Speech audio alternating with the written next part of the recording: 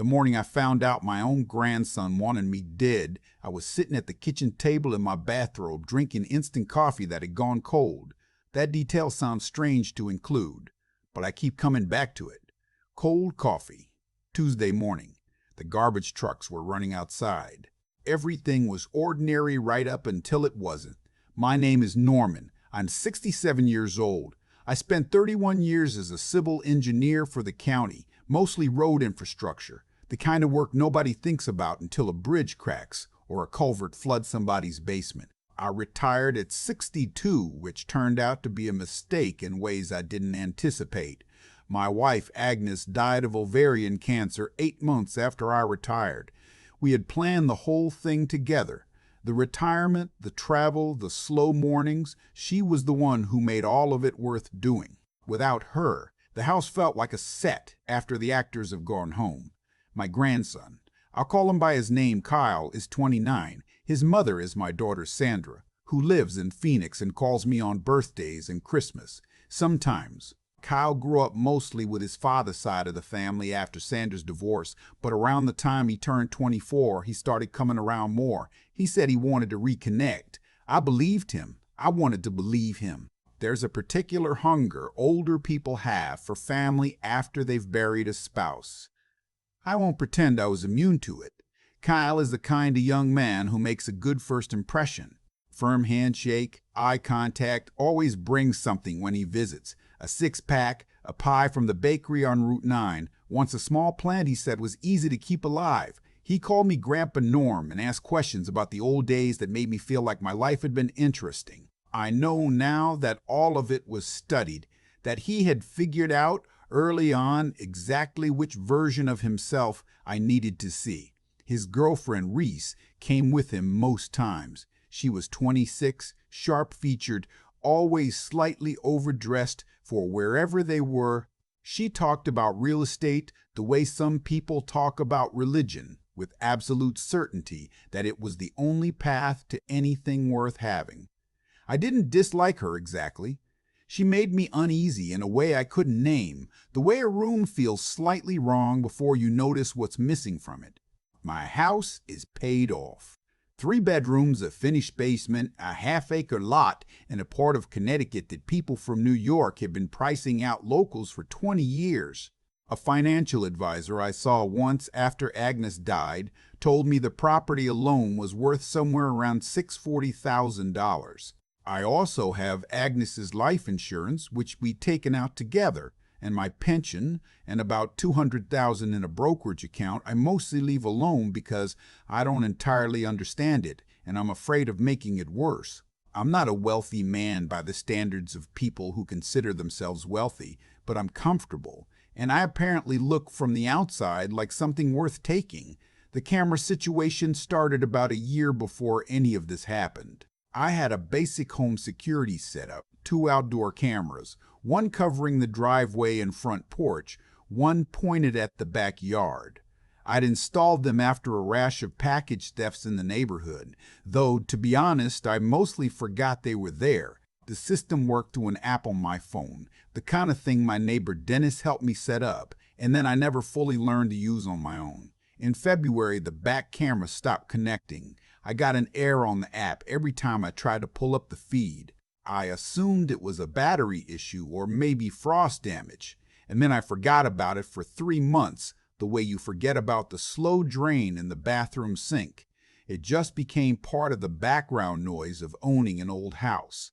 In May, Kyle mentioned it. We were on the back porch after dinner, and he asked, almost casually, whether I'd fixed the camera yet.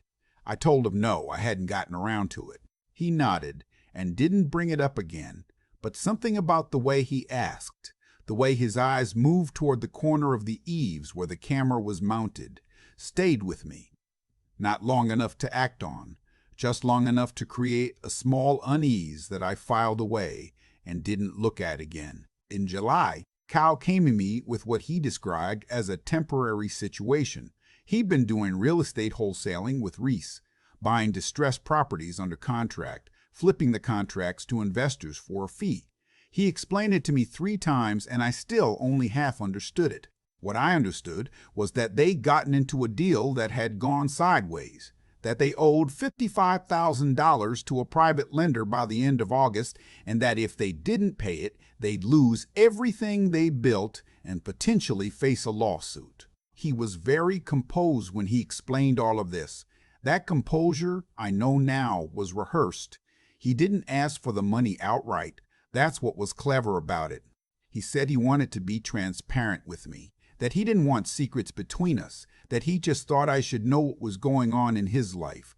He let the silence do the asking when I offered, and I did offer, because that's what you do when you're a grandfather sitting across from a grandson who looks worried. He accepted with exactly the right amount of reluctance. I wrote him a check for $55,000. I told myself it was a loan. I didn't write anything down. I should have. I knew better. But there's a specific blindness that comes from wanting something to be true, and what I wanted to be true was that Kyle had come back into my life because he loved me, not because I was sitting on a paid-off house and a brokerage account. The camera technician came in the second week of September. His name was a detail I've since forgotten. A young man from a security company 2 towns over, very efficient, had the back camera reconnected in under an hour. He explained that the wireless receiver had slipped out of alignment with the base unit and that it was a common issue with that model in cold climates. He reset both cameras to record automatically to the cloud backup I hadn't known I'd been paying for, showed me where to find the footage on my phone, and left. I meant to tell Kyle. He was coming for dinner the following Saturday, and I had a vague intention to mention it, mostly because I knew he'd find it interesting the way I mentioned anything around the house that changed.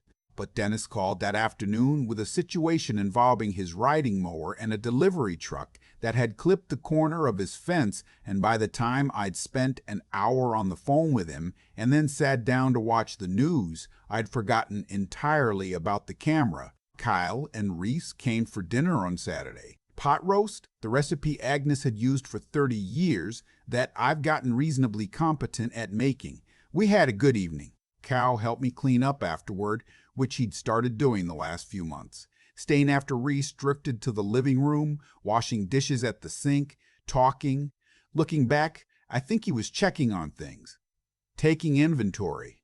I didn't think any of that then. Then I just thought he was a good kid. They stayed until about 9. After they left, I watched television until I fell asleep in the chair, which happens more often than I'll admit. I woke up at 2 in the morning with a stiff neck and went to bed. The next morning was the cold coffee morning. I don't know what made me open the security app. I hadn't opened it in months. Genuinely, I had almost forgotten the cameras were working again. I think I had gotten a notification I didn't understand and tapped on it without knowing what it would open. The app showed me the last 12 hours of footage from both cameras, automatically saved. I watched the front driveway camera first. Nothing. The street, some wind in the oak tree, a car I didn't recognize that turned around in my driveway sometime around 11 p.m. Then I opened the back camera. Kyle and Reese were standing on my back porch at 8:47 p.m. I remembered the time because my kitchen clock was visible through the window in the frame. They were talking. The audio wasn't perfect. There was wind and some distance, but the camera was closer than I'd realized, mounted on the soffit of the back addition only about 12 feet from where they were standing. I turned the volume up as far as it would go and listened. I'm going to tell you what I heard. I want you to understand that I watched this footage 4 times before I accepted that I was hearing what I was hearing, and that even after I accepted it, some part of me kept looking for another explanation. Reese was talking about the life insurance policy. She knew the amount, $420,000, Agnes's policy that had passed to me. She knew the beneficiary structure. She had done research that I had not given her any reason to do. She said the words accidental death payout in a tone I can only describe as evaluative, the way you'd discuss the specs of a car you were thinking about buying. Kyle said something I couldn't fully make out. Then he said clearly he can't change it if he doesn't see it coming. Reese said something about timing. about the 55,000, about how it would need to look like it had nothing to do with them. She said, and I listened to this 3 times, he trusts you completely. That's the whole point. That's why this works. Kyle was quiet for a moment. Then he said, what about Sandra? Reese said Sandra hadn't spoken to him in 8 months and lived 1,700 miles away. She said the phrase, clean line of inheritance, like she'd read it somewhere. Then my neighbor Dennis knocked on my front door. I could hear the knock through the recording, and Kyle said, we should go back in, and they came inside. I was sitting at the kitchen table. The coffee was cold. I watched the footage end, and then I sat there in my bathrobe for probably 15 minutes without moving. I want to tell you that my first feeling was rage. People expect that. In the stories you hear, someone is betrayed, and they become furious, and that fury propels them forward. What I actually felt in those first minutes was something closer to vertigo, like the floor had changed elevation slightly and I couldn't get my balance. I thought about the pot roast dinner. I thought about Kyle washing dishes at the sink. I thought about him carrying in that plant months ago and telling me it was easy to keep alive. I thought about Agnes, who had loved him when he was small, who had pushed him on the swing set in this backyard, and who was not here to tell me what to do. Then I called my attorney. His name is Harvey Olmsted. He's been my attorney for 20 years, handled our estate planning after Agnes got sick, methodical man, not someone who panics. I called him on a Sunday morning, which I've never done in 20 years of knowing him, and when he answered, I told him I needed to talk to him first thing Monday, and that I needed him to tell no one. Harvey did not ask me to calm down. He said, I'll be in at 8. Come at 8. I spent Sunday doing 3 things. I made 5 copies of the footage. 2 on USB drives, 1 emailed to myself, 1 emailed to a Harvey, 1 uploaded to a second cloud account I created that afternoon. I went through the house and found the physical copy of Agnes's life insurance policy and my will and my financial account information, all of which I brought to my car and locked in the glove box. And I sat with a yellow legal pad and wrote down, in order, everything I could remember about Kyle's visits over the past 2 years. Every question he had asked about my finances, every time he had steered conversation toward the house or the insurance or what I planned to do with things when I was gone, it filled 4 pages.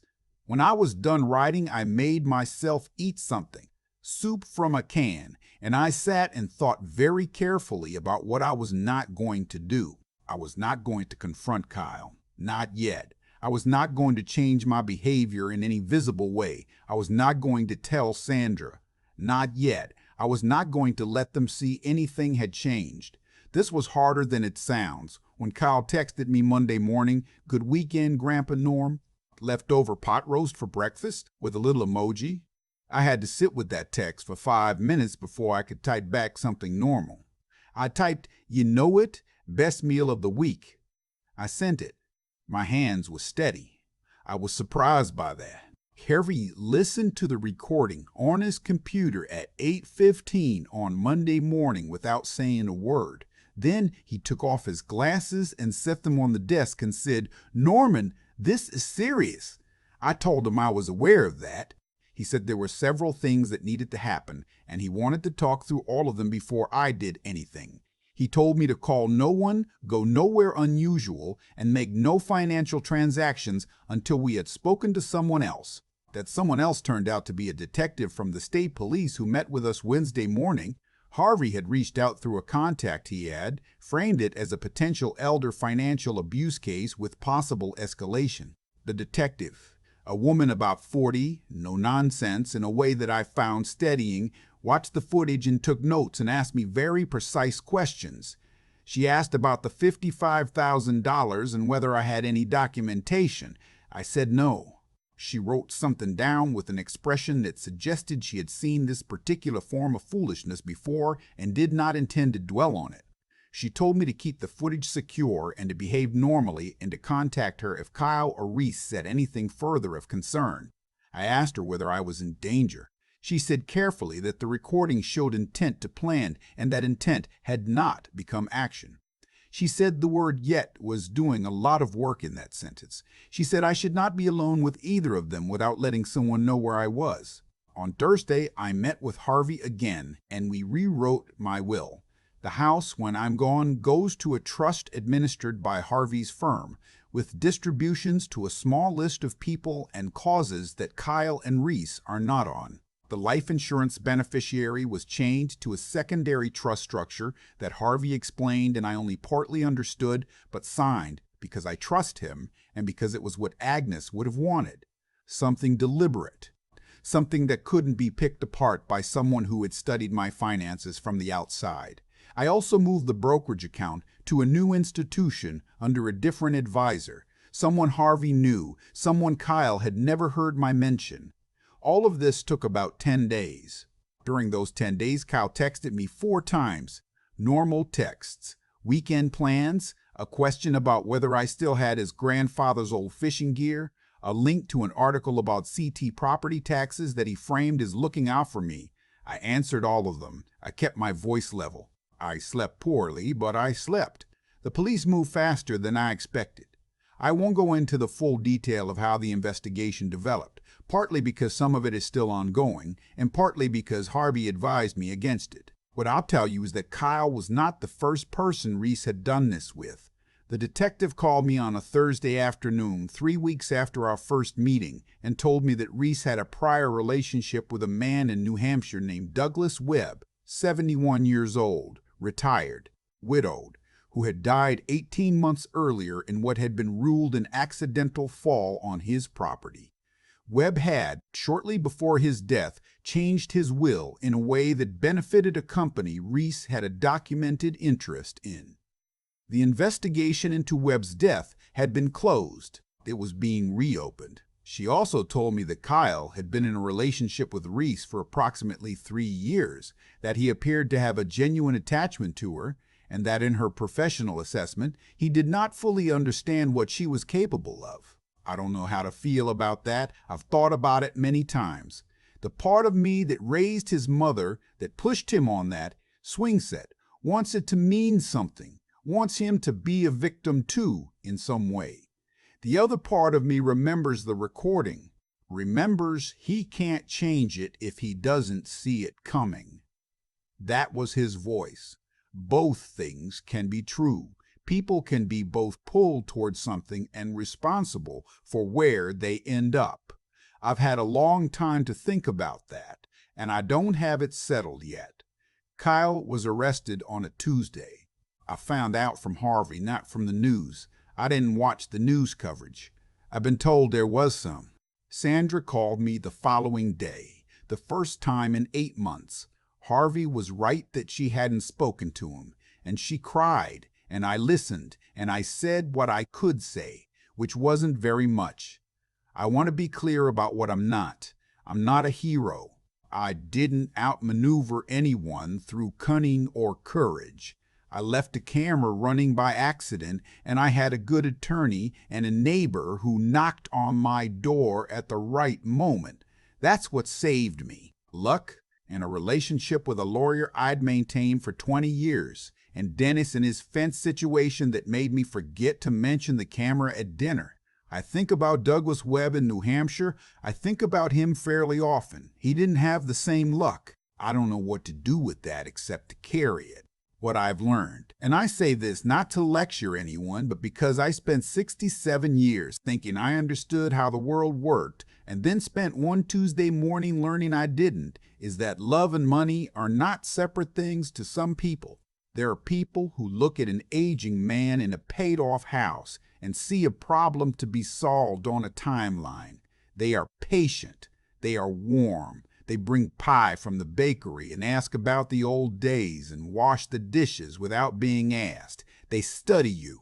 They figure out which version of themselves you need to see. The best protection I had wasn't the camera. The camera was an accident.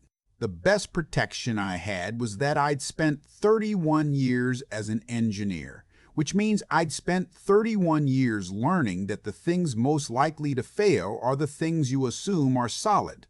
I'd spent 31 years reading reports about structures that looked fine until they didn't. That habit of mind, That refusal to assume is the only thing I did right.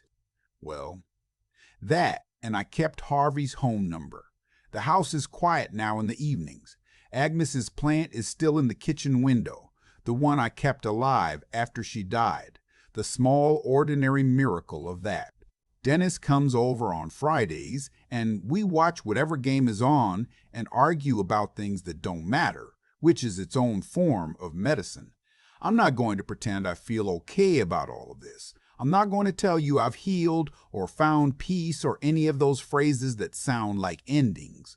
What I'll tell you is that I'm still here, in the house Agnes and I bought 33 years ago, and the coffee is hot, and I know exactly where all the cameras are. I've been sitting with the story for a while now, turning it over the way you turn a stone in your hand, looking at the weight of it, the shape of it, trying to understand what it means beyond what happened. What I keep coming back to is this. The people who hurt us most are rarely strangers. They're the ones who learned us. Kyle knew which questions to ask. He knew that I was lonely after Agnes died, that I missed having someone in this house who felt like family, that I wanted badly to believe that his coming back into my life meant something real. He used all of that, deliberately, carefully, over years, and for a long time it worked. That's the hard thing to sit with, not the betrayal itself, but how willing I was to be blind to it. I handed him $55,000 based on nothing but a composed expression and a rehearsed pause.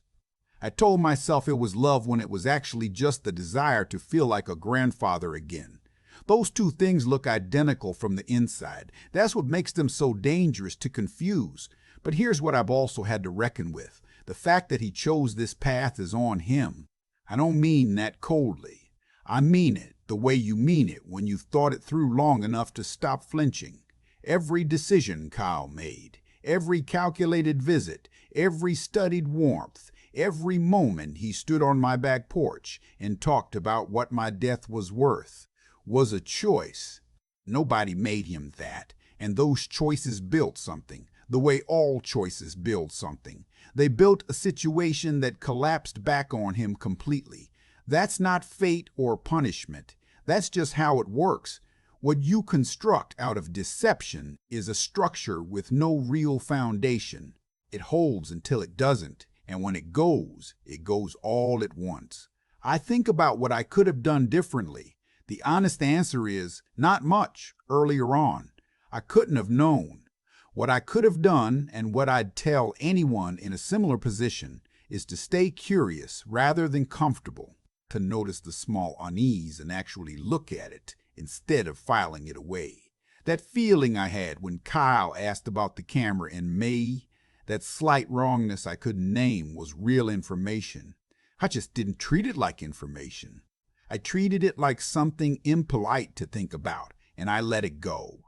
That habit of setting aside the uncomfortable observation to preserve the comfortable feeling is something I think a lot of us develop over decades. It feels like grace. It feels like giving people the benefit of the doubt. Sometimes it is that, and sometimes it's just fear dressed up in good manners. Fear of being wrong about someone we've already decided to love. The camera didn't save me. Being the kind of person who called Harvey, who had maintained that relationship for 20 years, who had the discipline to sit with what I knew and not act on impulse, that's what saved me. Small, unglamorous things. A lawyer's phone number. The self-control to answer a text message normally when every instinct was screaming. Those aren't dramatic, but that's mostly what survival looks like. Norman is still here. The coffee is hot. That's enough.